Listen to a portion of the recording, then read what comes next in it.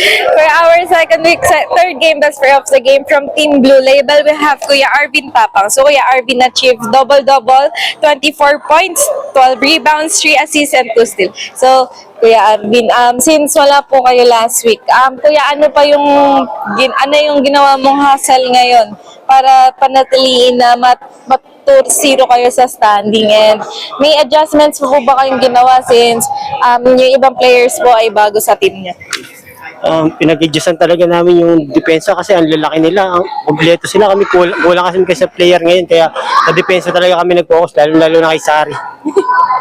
So, Kuya, yung ano yung naging mindset mo nung nung first half since natambakan kayo and parang dumating sa 10 points yung lamang ng red wine sa inyo. Kuya, ano sa tingin mo yung pagkukulang nung first half kaya kayo natambakan? Medyo doon, bumigay kami sa depensa doon, saka medyo napapagod kasi kulang, walang pamalit. Yung, lalo pinulikat yung isa namin, kaya nag-adjust na lang kami sa pagpasok ng tao. So, Kuya Lance, ano po yung magiging message mo sa mga kakampi mo para patuloy na manalo po kayo next week, and sino po yung gusto niyang batian and pasalamatan? Una, thank you sa family ko, sa kay God, sa bumubuo ng Bob family, lalo kay Kuya Job.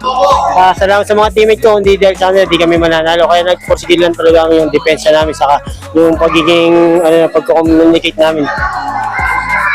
So once again po, for our best player of the game from Team Blue Label, we have Kuya Arvin Tapang. Congrats po! Tayo mag-enjoy, mga kaibigan sa paligid, walang ibang tawa na astig. Drinks up, sa kwento